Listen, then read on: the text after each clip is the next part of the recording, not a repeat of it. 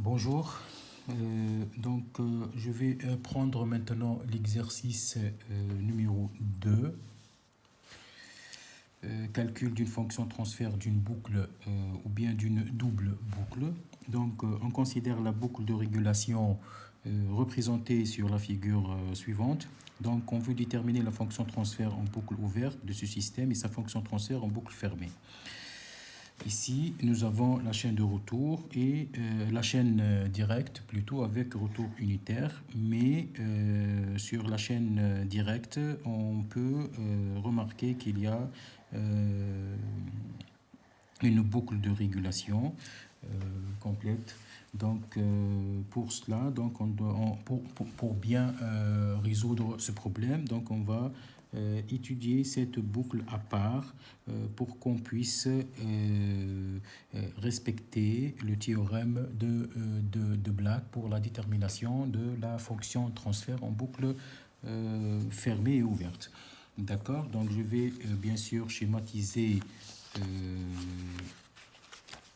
le bloc ou bien la boucle de régulation pour qu'on puisse l'étudier. Je vais noter exercice 2.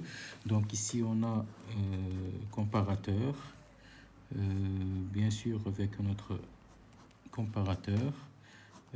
Ici, c'est A de P, B de P. Ici, on va mettre le retour unitaire et la sortie S de P qui s'injecte directement sur le premier comparateur. Ici, c'est U de P.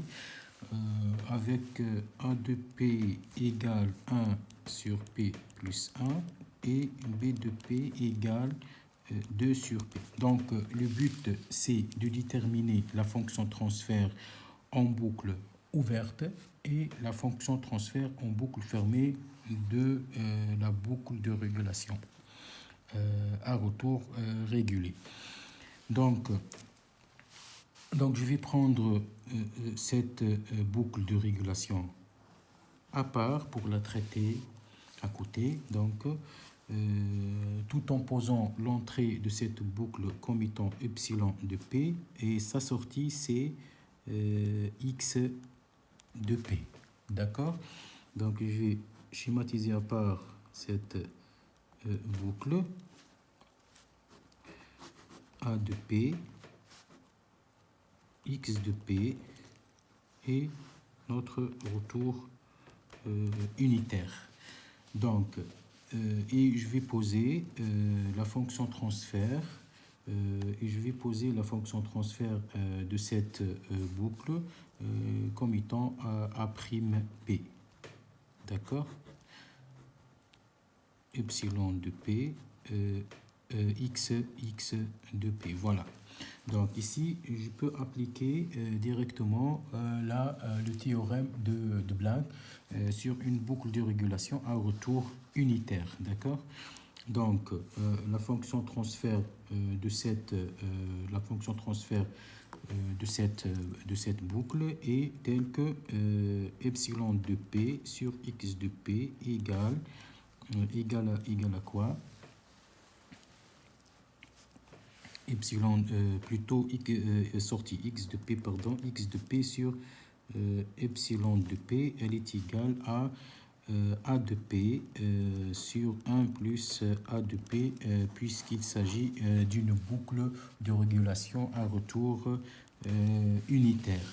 Donc cette fonction qui est égale à A'P égale à X de P sur epsilon de P égale à AP égale à 1 sur P plus 1 sur 1 plus 1 sur P plus 1. Et réduire au même dénominateur, elle va donner A'P, elle est égale à quoi? Égale à 1, égale à, normalement, ici c'est P 1 sur P plus 1 sur P plus 1 plus 1 sur P plus 1. Je peux simplifier P plus 1 et P plus 1. On va trouver qu'elle est égale à 1 sur P plus 2. D'accord? Après, qu'est-ce que je vais faire? Donc, pour ne pas oublier notre but, c'est de calculer la fonction transfert en boucle ouverte et la fonction transfert en boucle fermée du système complet. Donc, je vais réinjecter cette boucle. Je vais réinjecter cette boucle dans la boucle de régulation de notre système de départ. D'accord? Voilà, donc le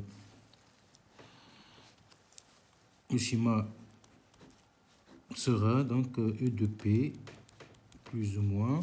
Ici, c'est A'P et j'ajoute B de P, voilà, et notre retour unitaire, et ça devient très facile. Donc, le but, c'est de déterminer la fonction transfert en boucle ouverte.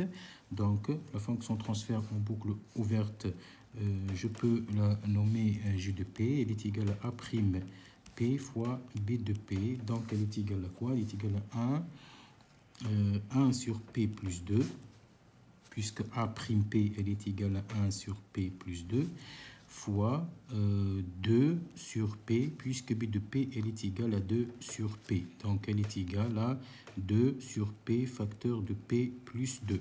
D'accord? Et la fonction transfert en boucle fermée, H de P, elle est égale à G de P, chaîne pour la fonction transfert en boucle ouverte, sur 1 plus G de P, puisqu'il s'agit d'une boucle à retour unitaire. Et tout cela est devenu égal à G de P. Donc, elle est égale à quoi? Égale à normalement, c'est G de P égale à 2 sur P. 2 sur P plus 2 facteur de P sur 1 plus 2 sur P plus 2 facteur de P. Après avoir réduire au même dénominateur, on aura la fonction transfert globale. Elle est égale à 2 sur P carré plus 2P plus 2. Voilà, c'est facile. D'accord? C'est très facile. Voilà, donc je vous remercie pour votre attention.